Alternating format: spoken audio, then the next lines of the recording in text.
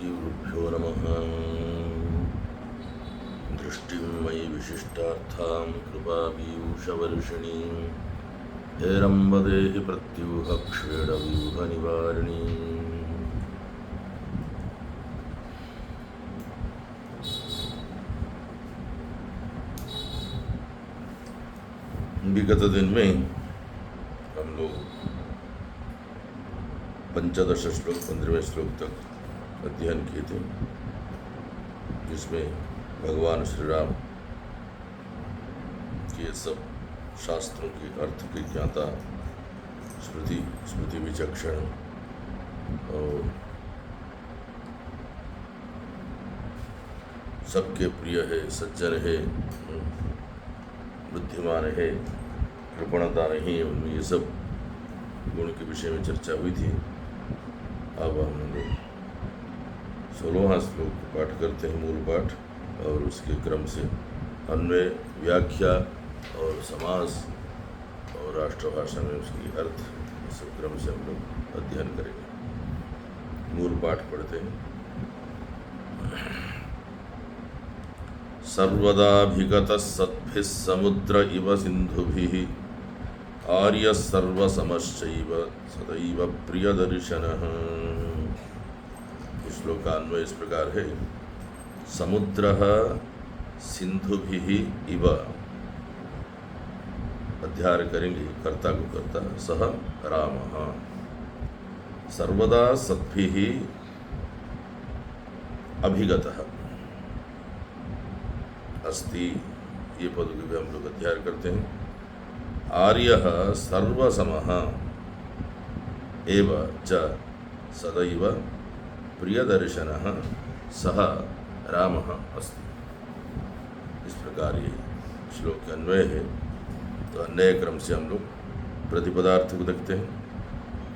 समुद्रः सम्यक् द्रवन्ति आपः यस्मिन् सह समुद्रः। सभी प्रकार की जलराशि जहाँ पर जाकर के एकत्रित हो जाते हैं, द्रवीभूत हो जाते हैं, विराम लेते हैं, उसका नाम है समुद्रः। अब्धिः पारावारः सरित्पतिः इत्यादि। सिन्धुभिः, यहाँ सिंधु शब्द भी प्रयोग किया, समुद्र शब्द भी प्रयोग किया। यहाँ सिन्धुभिः तृतीया बहुवचनांत से ये जब समुद्र शब्द ही प्रयोग कर दिया है, फिर सिंधु शब्द को सिन्धुभिः, फिर तृतीया बहुवचनांत शब्द प्रयोग से ये अर्थ निकलना चाहिए कि नदी भी, और समुद्र अर्थ नहीं करना चाहिए। यद्यपि सिंधु भी समुद्रवाचक शब्द है। सिंधु भी नाम नदी भी इव समुद्र सिंधु भी, समुद्र अब्धि भी, सिंधु भी नदी भी। नदियों की तरह, नदियों के द्वारा, नदियों से इव समानः सह रामः सर्वदा सदैव सद्भिः, सद्भिः नाम सत्पुरुषैः साधुजनैः, अभिगतः नाम संगतः, सम्मिलितः सेवितः अस्ति। आर्यः, आर्य नाम पूज्यः। आर्या वर्तन्ते अस्मिन् आर्यावर्तः भारतः, तस्मात् भारतदेशीयाः प्रजाः जनाः पूज्याः। इसलिए भारतीयों का पूज्यत्व है, अर्हत्व है। भगवान श्री राम भी आर्य शब्द से नारद उनको संबोधित करते हैं, प्रस्तावित करते हैं। आर्य नाम पूज्यः। सर्वसमः, सर्वेषु समान व्यवहार, शत्रुषु मित्रजनेषु, शत्रुओं में और मित्रों में एक प्रकार के व्यवहार है।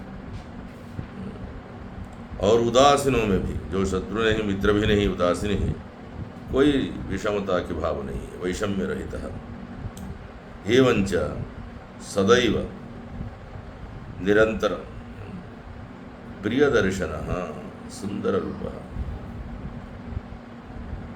कोई भी व्यक्ति उनका दर्शन करें, शत्रुभाव से करें, मित्रभाव से करें, उदासीन भाव से करें, तो सबके लिए समान दृष्ट होते थे भगवान।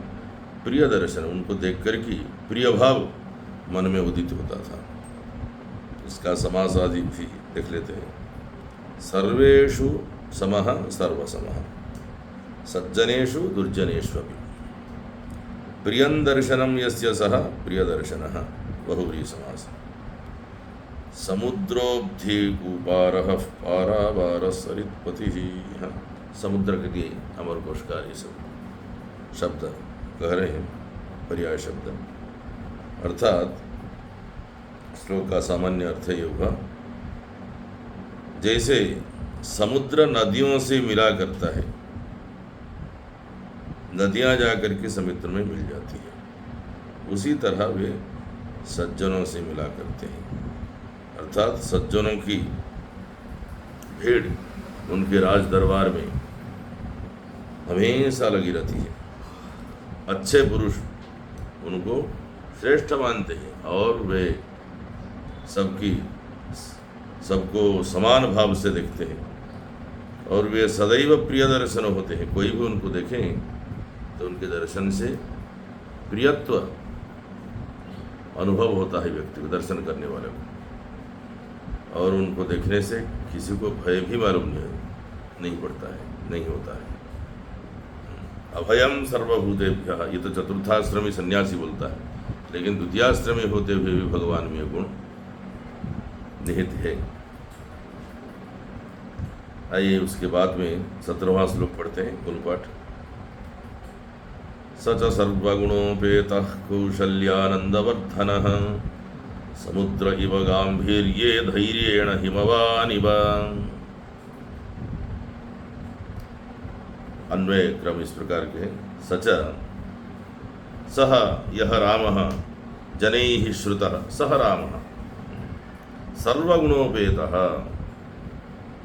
कौसल्यानन्दवर्धनः, गाम्भीर्ये समुद्र इव धैर्येण हिमवानिव अस्ति। प्रतिपद की अर्थ समझते हैं सरल संस्कृत से। सच रामश्च सह रामः, लोकैः श्रुतः जनैः श्रुतः यः रामः सह रामः, सर्वगुणोपेतः सकलगुणलक्षणयुक्तः, कौशल्यानन्दवर्धनः, स्वमातुर्नाम नाम कौशल्या, तस्या कौशल्यायाः आनंदवर्धक, गांभीर्ये गंभीरतायां, समुद्रः इव जलनिधिव सिंधुः इव, गांभीर्य नाम स्वांतर्गत पदार्थ प्रकाशकत्वं गांभीर्यत्वं, अपने अंतःकरण में जो भावना है, जो अर्थ है, उसको अप्रकाशित करके रखना। समुद्र स्वांतर्गतम रत्नादिकं किं प्रकाशयति न प्रकाशयति, अन्तः स्थापयति। रत्नादिकम् अप्रकाशत्वेन वर्तते, तथा अयमपि स्वीयं परत्वम् अपरत्वं प्रकटनीयम् अप्रकटनीयं वचः स्वस्मिन् स्थापयति न प्रकाशयति। हिमवानिव हिमालय सदृशः, हिमवत सदृशः अस्ति। अब समासादि देखते हैं। सर्वे च ते गुणाश्च सर्वगुणाः, कर्मधारय समास। सर्वगुणैः उपेतः सर्वगुणोपेतः तृतीयापुरुष समासः। कोशलानां देश विशेषाणां राजा कोशलः।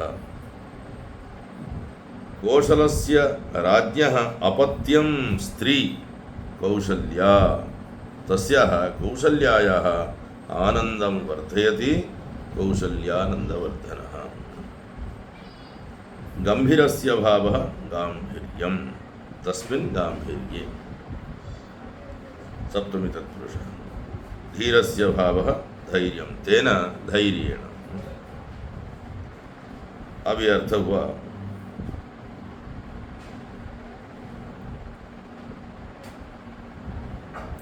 सभी गुण से युक्त है। वाल्मीकि महर्षि जितने गुणों की इच्छा रखते थे, उनकी हृदय में स्फुरित हुआ जितने गुण, इस प्रकार जो दुर्लभ गुण है, इस दुर्लभ गुण युक्त कोई मूर्तिमान मनुष्य है क्या इस अब ये प्रपंच में, समाज में? उनकी ईप्सित जितने भी गुण है वो चाह रहे थे, सभी गुणों से युक्त है। सर्वगुणा सर्वगुण रूपेतः। और अपनी माता जो कौशल्या है, तो कौशल्या जब भगवान श्री राम के मुख को देखती है बहुत आनंद का अनुभव करती है। इसलिए कौशल्यानंदवर्धन, श्री राम मुख दर्शन मात्र न कौशल्या अपार आनंदम। इसलिए भगवान श्री राम के मुख को देखते ही सभी लोग देख के तो आनंद को अनुभव करते हैं, विशेष करके तो इतने सुंदर शिशु है, इतने गुण से उपयुक्त है करके गर्व से भगवती कौशल्या आनंद को अनुभव करते थे। तो इसलिए कौशल्या कि वो आनंद के वृद्धि करने वाले हैं। गंभीर, कैसे गंभीर है? उपमा देते हैं जैसे समुद्र की गांभीर्यता है। तो गांभीर्य क्या है? समुद्र में जो रत्न इत्यादि, मणि इत्यादि विशेष द्रव्य सब छिपा हुआ है, समुद्र कभी भी प्रकाशित नहीं करता है। सब समुद्र के अंदर है, अनेक रत्न है। रत्नाकर, रत्न की वो आकर है, खादान है, फिर भी वो प्रकाशित नहीं करता है। भगवान में इतने लक्षण गुण होने पर भी वो कभी किसके पर हम इसे जानते हैं, इसको जानते हैं, ये शास्त्र पढ़े हैं, ये सब जानते हैं, वो सब कभी आत्मस्तुति पर निंदा कभी भी नहीं की है। यही समुद्र की तरह गांभीर्यता गुण अलंकार है, उपमा अलंकार। और हिमालय की धैर्यवान है, धीर भी है। हिमालय बर्फ गिरता है, वर्षा भी होती है, हिमपात होता है, हवा भी चलती है और पतझड़ भी होता है, न जाने क्या क्या होता है, कभी भूमिकंप भी होता है, लेकिन वो धैर्यवान होकर के वैसे ही खड़ा है, कभी भी अपने स्थान से च्युत नहीं होता है। स्वस्थान च्युति कभी भी हिमालय के नहीं दिखाई। इस प्रकार भगवान हिमालय के तहत धैर्यवान है। अब 18 श्लोक को पाठ करते हैं।